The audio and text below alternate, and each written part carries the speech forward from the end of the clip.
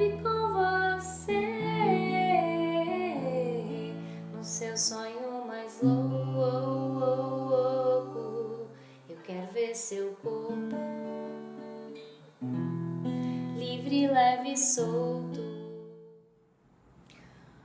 Seja muito bem-vinda a esse vídeo. Nós estamos na Semana da Mulher, dia 8 tá aí, é o Dia Internacional da Mulher. Então hoje nós vamos falar um pouquinho sobre o feminismo e a relação que ele teve com as conquistas femininas até hoje, 3 momentos do feminismo que são os mais importantes e que são mais relembrados, e nós também vamos falar um pouquinho sobre a polarização do feminismo, o feminismo vivido e pensado para o dia a dia. Bom, depois que eu terminei de escrever meu livro Seja Livre, Seja Você, que foi criado único e exclusivamente para trazer ferramentas para a mulher moderna, para que ela possa se conhecer, se amar e se respeitar e escolher o que ela quer para a vida dela e decidir e entender que ela é todo esse potencial e todo esse poder que ela muitas vezes não pensou. Eu comecei a receber muitas e muitas mensagens de outras mulheres.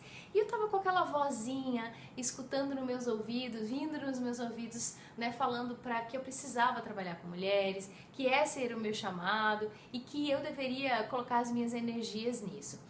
Eu fiz um mergulho muito profundo sobre o universo feminino e eu descobri o feminismo. Na verdade, até então eu tinha um pouco de preconceito com o feminismo e de me dizer, de me achar, de me colocar no lugar de uma feminista. Por quê? Eu associava o feminismo a radicalismo, a não ter que se depilar, a, sei lá, daqui a pouco sair na rua aí mostrando os peitos, né, queimar sutiã, sei lá. E estudando o feminismo eu entendi que não é isso, galera. O feminismo não é radicalismo, né? O feminismo é único e exclusivamente vários momentos da história onde a mulher precisou ir atrás dos seus direitos, porque foram tirados dela, né? Os direitos da mulher foram tirados ao longo dos anos, porque o homem quis aprisionar a mulher. Talvez porque ele sabia que na mulher estava o seu desejo, na mulher estava o seu filho, e de alguma forma ele entendeu que se ele aprisionasse ela, se ele mostrasse para ela que ela valia menos, ou pensava menos, ou era menos inteligente, ou não tinha as mesmas condições que ele, ela ia ficar ali, né, guardadinha para ser a mulher dele e estar ali em casa para ele. Ao longo de todos esses anos, muitas coisas aconteceram, muitas mulheres tiveram que ir para a rua conquistar os seus direitos e nós estamos num momento muito importante para a mulher, em geral, né? Falando de mulher em geral. Mas assim, estudando esse universo, eu encontrei mulheres incríveis e eu comecei a pesar, vamos assim dizer. Eu, aquela mulher que muitas vezes me sinto insegura, me sinto desvalorizada, muitas vezes não tenho amor próprio. Todas as mensagens que eu recebia de mulheres depois que eu terminei de escrever o meu livro, mulheres que se sentiam inseguras, mulheres que tinham estima baixa. E eu comecei a olhar para aquelas mulheres lá de 1900, 1910, que foi aonde surgiu a primeira fase, a primeira luta feminista, que foi mesmo, como assim, que foi mesmo vista, que foi uma luta que foi vista. Eu não sei se você já assistiu aquele filme Sufragidas, ele fala sobre essa época, né? Então essa é a primeira, assim, digamos, primeiro momento do feminismo forte, onde a mulher lutava por direito de voto, direitos iguais, direito à educação, um pouco mais de, não segurança, mas um pouco mais de direitos sobre o seu casamento, sobre a sua vontade de dizer sim ou não, porque naquela época a mulher ela necessitava casar, ela era obrigada a casar. Então, ela também queria acesso à educação e tem 2 momentos bem importantes, né, nesse feminismo de 1900, 1910, que foi aonde surgiu o 8 de março.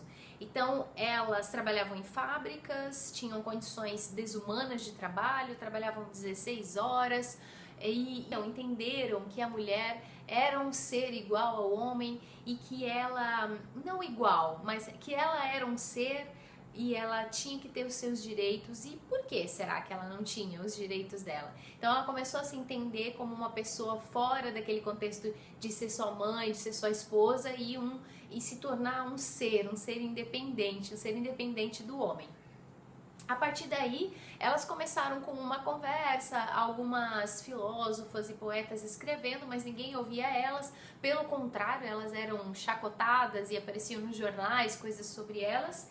E aí foi quando elas partiram para o embate, tá? Então, se você ainda não assistiu o filme Sufragidas, eu super recomendo. É esse primeiro momento do feminismo, onde a mulher teve que ir para a violência, talvez, para buscar os seus direitos. E aí as sufragidas na Europa, que foi aonde aconteceu aquele incêndio. Algumas pessoas relacionam o dia 8 de março a esse incêndio, mas eu já vou te explicar que não tem muito a ver, né? Quer dizer, tem a ver, mas também não é só por isso que surgiu o dia 8 de março. E também já tinha um movimento lá nos Estados Unidos, uma mulherada também mais querendo educação, direito a voto. E tem alguns nomes dessa época que são importantes, eu já vou falar pra você, tá? Então, ali em 1900, 1910, a mulherada estava lutando seus direitos, indo pra rua, fazendo greve nas fábricas. Algumas mulheres, uma delas chamada Clara Zetkin e Alessandra Kollontais. Eu não sei se assim se fala, espero que eu tenha acertado. Essas foram as duas mulheres que pensaram, que trouxeram a ideia de um dia que relembrasse as mulheres, que relembrasse a luta das mulheres. Durante um bom tempo, alguns anos, eram comemorado fevereiro, fim de fevereiro, início de março, mas depois que aconteceu um incêndio numa fábrica onde muitas mulheres morreram, alguns homens também, mas muito mais mulheres morreram, esse dia ficou mais forte na memória. E aí eu acredito que em 1975, mais ou menos, foi mesmo instituído o dia 8 de março para relembrar todas as lutas e conquistas que as mulheres tiveram até aquele momento. Depois desse primeiro momento do feminismo, que as mulheres conseguiram um pouco de acesso à educação, conseguiram também direito a voto em alguns lugares, conseguiram algumas coisas que elas estavam pedindo, nós temos um segundo momento do feminismo, que é mais ou menos ali por 1960, onde nós temos pessoas muito conhecidas como Simone de Beauvoir, eu não sei se é assim que se fala, mas ela é uma poeta, uma escritora muito conhecida, e começou a pensar, poxa, tá, a gente já adquiriu esses direitos, agora as mulheres têm uma carga horária de trabalho mais tranquila, entre aspas, né? Mas parece pra mim que continua tudo igual. Parece que ainda a mulher é vista como um segundo sexo. Parece que a mulher ainda é colocada lá, né, dentro de casa. E nos Estados Unidos, Simone de Beauvoir, ai meu Deus, nome difícil, lá na França e nos Estados Unidos outros movimentos, né? Outros movimentos nos Estados Unidos, pensando, a mulher nos Estados Unidos muito querendo, o homem querendo que a mulher voltasse para ser a dona de casa, a dona do lar, com aquelas primeiras propagandas e marketing, colocando a mulher 100% na cozinha, 100% mulher devotada, né, do lar. E esses pensamentos, né, mas poxa, mas a mulher, ela é um segundo sexo, que é o livro da Simone. Não vou falar sobre o nome dela porque é muito difícil. E ele fala um pouquinho sobre isso, de o porquê que a mulher é o segundo sexo, porquê que a mulher é vista como menos que o homem. Por quê?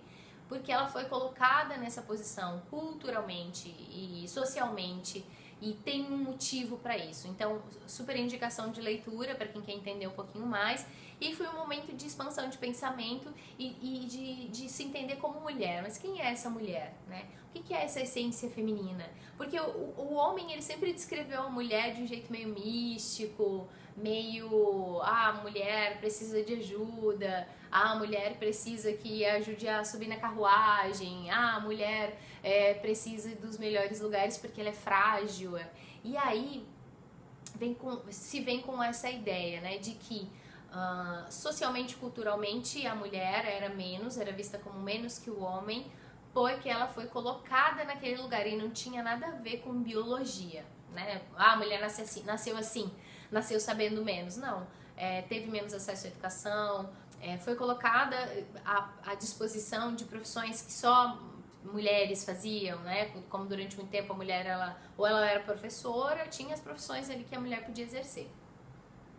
E aí nós temos um terceiro momento do feminismo forte, que foi ali em 1990, que vem junto com a ideia da pluralidade do feminino, né? Então vem com a ideia, vem com as mulheres negras, vem com essa ideia também, vem com as mulheres negras, vem também com as lésbicas. Então uma busca mais por pluralidade do que uma coisa só, né? Porque se entendeu que o feminismo estava ali na classe social, mulheres brancas, e as negras estavam sendo esquecidas, e era só um pedaço, só uma fatia das mulheres que estavam aderindo ao feminismo, porque ele não falava de todas, ele não trazia a ideia de todas. Mas olhando para esses 3 momentos, é claro que tem vários outros momentos, né? Isso já vem desde a Revolução Francesa, que a mulher lutou junto na Revolução Francesa lá na Europa, que a gente vê esses recortes separados, né? Mas em todos os lugares do mundo a mulher tentou em algum momento ter esse direito de ser vista como tão inteligente quanto, ou tão boa quanto, ou que ela pode fazer o que ela tem vontade. Então todos esses direitos adquiridos desde lá 1900, onde a gente conseguiu direito ao voto, à educação, e até os dias de hoje. O que acontece hoje é que nós trazemos muito ainda a herança do patriarcado, onde a mulher é colocada dentro de casa, onde a mulher é objeto de prazer do homem, mas aí também tem um pouquinho de confusão nesse momento e radicalismo de algumas partes, mas o importante, e é esse convite que eu quero fazer hoje nesse vídeo para você, olhando para todas essas mulheres poderosas e fodásticas que fizeram um monte de coisa por nós antes e que conquistaram tantas coisas por nós, nós precisamos honrar essas nossas irmãs e mulheres e olhar para onde nós estamos agora. Qual é a sua causa? Qual é a sua luta? No que você acredita? Não é porque você vive num lugar seguro que a gente não tem que olhar para o feminicídio, que é um absurdo. O feminicídio é um absurdo de números. A mulher está exposta a muitos crimes. E a gente precisa olhar para isso. A gente precisa olhar para o direito da mulher de escolher ou não escolher o aborto. A gente precisa olhar para o direito da mulher de escolher. E que você tenha essa liberdade de escolha, que você tenha essa busca pelo empoderamento diário na sua vida. Quais são as coisas que você abriu mão até agora, porque você ouviu desde criança que você precisava ser uma mãe, ou que você precisava cuidar da família, ou que você precisava cuidar da casa? Quais são as suas lutas e as suas causas diárias? Olhe para as suas lutas e batalhas diárias. Se você quer depilar, se você não quer depilar, se você quer usar sutiã, se você não quer usar sutiã, se você quer trabalhar, se você não quer trabalhar, se você quer ser mãe, não quer ser mãe, o importante é você buscar um empoderamento no seu dia a dia, nas suas atitudes e ir atrás das suas seguranças, do seu sonho, se entender como um ser, uma mulher forte, que é capaz de qualquer coisa e que ninguém pode tirar esse poder de você. E é disso que a gente está falando nesse momento, é desse empoderamento, é dessa decisão que é sua. Todas essas mulheres conquistaram muitos direitos até agora. E qual que é a sua causa nesse momento? A sua causa é você, a sua causa é o que você acredita, a sua causa são seus sonhos, são as coisas que você quer realizar e você é super capaz de realizar e ir atrás de todos os seus sonhos. Seja livre e seja você. Um super beijo, feliz Dia da Mulher e nos vemos no próximo vídeo. Tchau, tchau!